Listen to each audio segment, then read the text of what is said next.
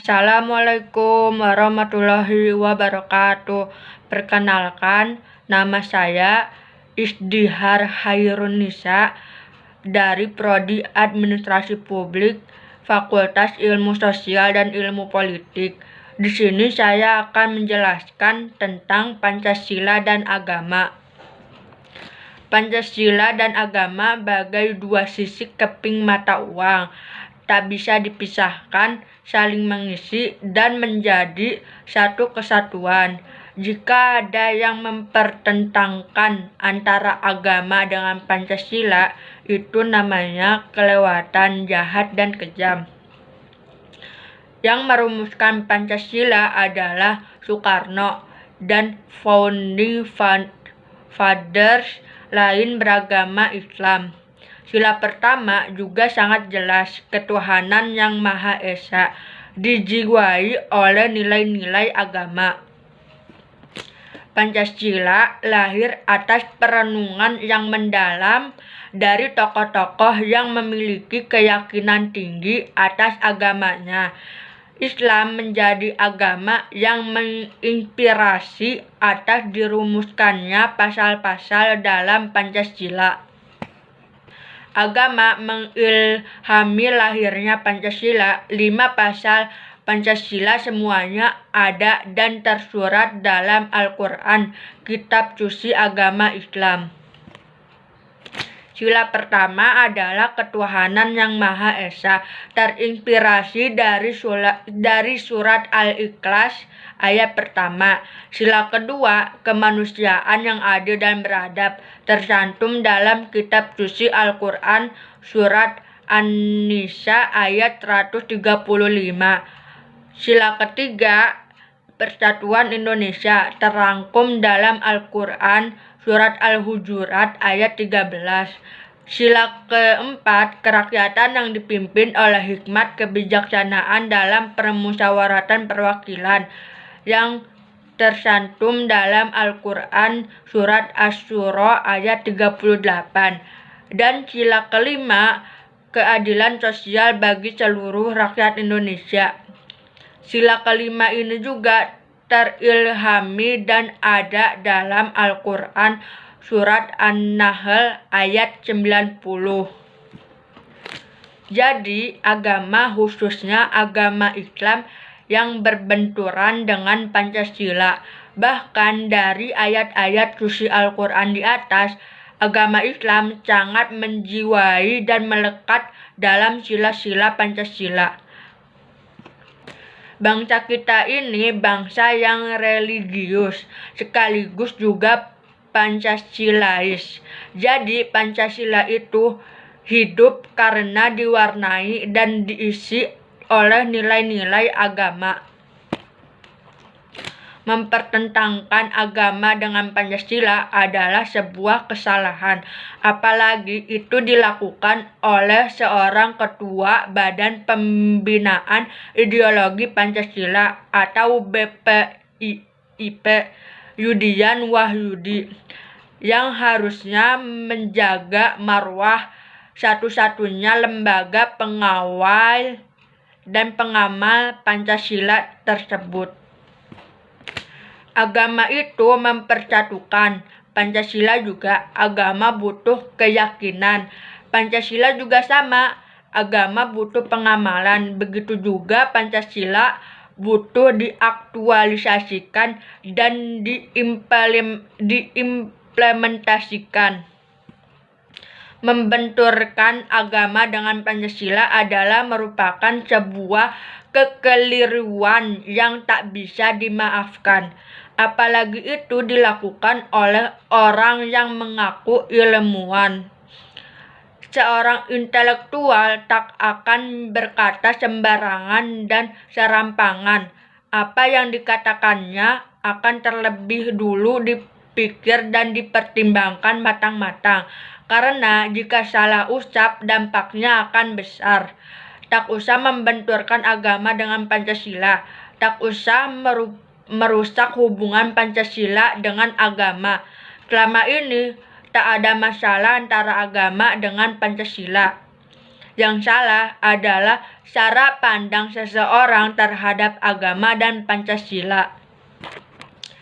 Bangsa ini memang penuh kerumitan, yang mudah dibuat susah, yang benar dibuat salah, yang kalah dibuat menang, serba terbalik-balik. Bagaikan dunia sudah terbalik, semuanya serba aneh dan di luar nalar publik. Soal agama dan Pancasila ini sudah tuntas, sudah final, sudah tak ada masalah. Jadi jangan mempersoalkan hubungan keduanya. Pancasila tanpa nilai-nilai agama akan redup, tak bersinar, dan tak memiliki jiwa dan roh. Dengan agamalah Pancasila menjadi ideologi penggerak, pendobrak, pemersatu, dan pencerah. Tanpa nilai-nilai agama, Pancasila akan hampa, hanya akan menjadi ideologi mati. Karena agamalah Pancasila menjadi hidup, memiliki nyawa, dan menjadi ideologi universal. Jika agama dikecilkan dan dibenturkan dengan Pancasila, itu merupakan pikiran kerdil, cetek, dan tak mendasar. Dengan argumentasi apapun, dengan fakta dan data apapun, dan dengan pembenar apapun, agama tak pernah memiliki persoalan dengan Pancasila. Bahaya jika agama disalahkan.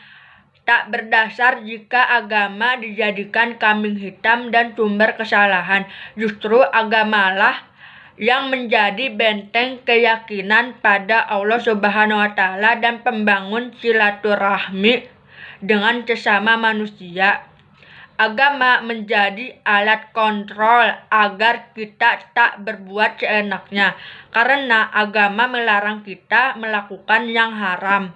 Pancasila juga harusnya menjadi alat pengingat dan perekat di saat kita tak saling tegur sapa dan bermusuhan.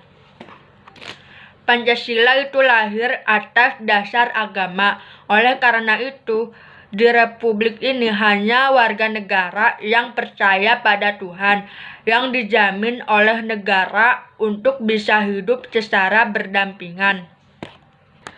Pancasila sebagai ideologi yang final dan telah mencapai konsensus bagi pendiri negeri ini. Pancasila adalah suatu paham demokrasi yang bersumber dari pandangan hidup atau falsafah hidup bangsa Indonesia yang digali berdasarkan kepribadian rakyat kita sendiri.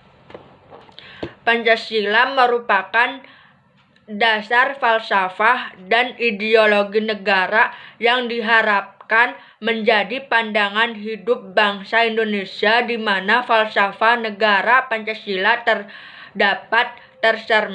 terkandung dalam pembukaan Undang-Undang Dasar 1945. Persepsi menyatakan bahwa agama menjadi musuh Pancasila adalah suatu kesalahpahaman dalam bernalar. Hal ini mengingat ideologi Pancasila sebagai ideologi yang selaras dengan ajaran agama Islam, di mana adanya nilai ketuhanan, keadilan, dan musyawarah untuk mencapai mufakat. Nilai-nilai tersebut sangat erat kaitannya dengan agama Islam. Ajaran kedaulatan Tuhan Yang Maha Esa tercermin dalam pengakuan bangsa Indonesia dalam alinea ketiga dan keempat pembukaan Undang-Undang Dasar 1945 serta dalam ketentuan pasal 29 ayat 1 Undang-Undang Dasar 1945. Pada alinea 3 pembukaan Undang-Undang Dasar 1945 ditegaskan bahwa atas berkat rahmat Allah yang Maha Kuasa dan dengan didorongkan oleh keinginan luhur supaya berkehidupan kebangsaan yang bebas, maka rakyat Indonesia menyatakan dengan ini kemerdekaannya.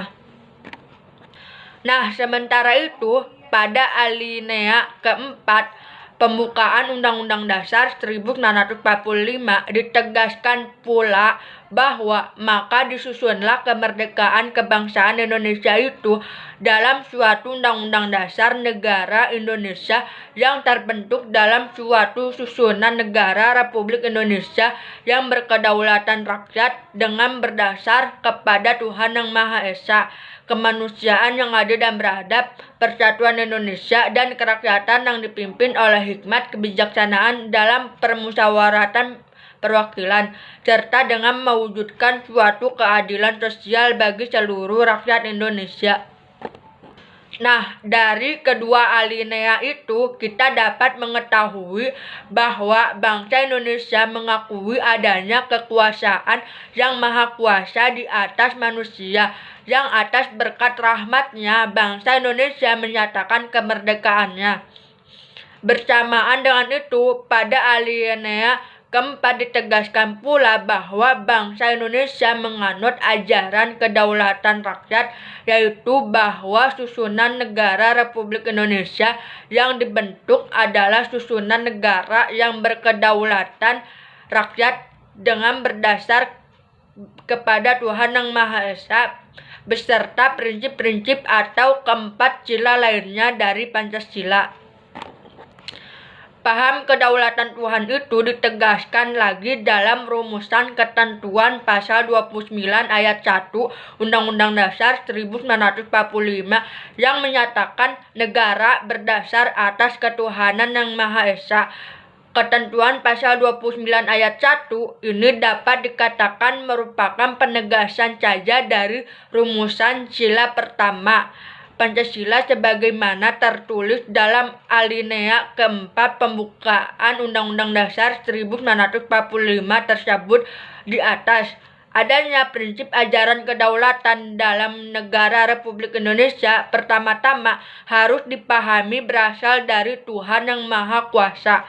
Dengan keyakinan akan adanya kemahakuasaan Tuhan yang mutlak, maka setiap manusia dipandang relatif dalam hubungan yang egaliter antara satu sama lain. Muhammad Hatta pada tahun 1945 sampai 1956 menegaskan bahwa ketentuan Yang Maha Esa sebagaimana yang tercermin dalam Pancasila merupakan dua lapis fundamen, yaitu fundamen moral dan fundamen politik. Bahkan Bung Hatta menekankan bahwa dasar ketuhanan Yang Maha Esa jadi dasar yang memimpin cita-cita kenegaraan kita untuk menyelenggarakan segala yang baik, sedangkan dasar berkemanusiaan adalah kelanjutan dalam perbuatan dan praktik hidup daripada dasar-dasar yang memimpin. Dan dasar ketuhanan Yang Maha Esa tidak hanya dasar menghormati agama masing-masing, melainkan pula menjadi dasar yang memimpin ke jalan kebenaran, keadilan, dan kejujuran. Pancasila dipandang memiliki kedudukan tersendiri dalam kerangka berpikir bangsa dan negara Indonesia. Selain sebagai dasar negara, Pancasila juga sebagai dasar filosofi negara, norma fundamental negara, ideologi negara, cita-cita negara. Pancasila sebagai dasar negara merupakan rujukan dan landasan utama dalam penyelenggaraan negara yang tercermin dalam bentuk-bentuk antara lain visi misi, kebijakan, program, dan peraturan. Nah, di sisi lain, sebagai falsafah negara, Pancasila merupakan pandangan hidup bangsa Indonesia yang menjadi tolak ukur bagi sikap, perilaku, dan pemikiran manusia serta masyarakat Indonesia dalam setiap aspek kehidupannya. Terkait dengan kedudukan Pancasila sebagai falsafah bangsa, sebagian sikap, perkataan, dan perbuatan warga negara tidak sesuai dengan nilai-nilai dasar yang terkandung dalam Pancasila, seperti religius, demokrasi, kemanusiaan, musyawarah, keadilan sosial, dan hak asasi manusia. Demikian penjelasan dari saya yang telah disampaikan. Kurang lebihnya mohon maaf. Wassalamualaikum warahmatullahi wabarakatuh.